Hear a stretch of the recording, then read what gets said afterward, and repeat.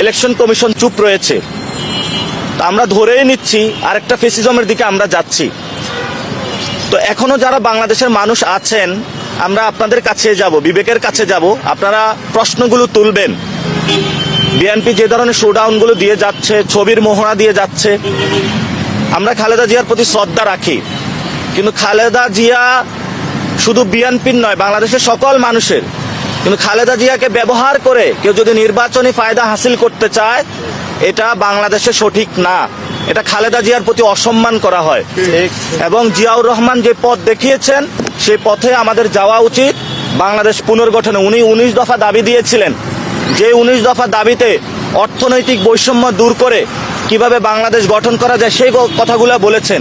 কিন্তু আমরা আজকে যেটা দেখছি, দুঃখজনকভাবে খালেদা জিয়াকে ব্যবহার করে নির্বাচনী ফায়দা নেওয়ার চেষ্টা চলছে। আমরা এটার তীব্র নিন্দা জানাই এবং প্রতিবাদ জানাই। জন্য আমরা সকলকে আহ্বান জানাবো, আইন শৃঙ্খলা বাহিনী কোনো দলীয় দাস হবেন না, আজাদির পক্ষে থাকবেন, কারো গোলাম হবেন না। তারেক রহমানের গোলাম হলে আবার বাংলাদেশ থেকে সকল প্রশাসনের মতন আপনাদেরকে বিদায় নিতে হবে।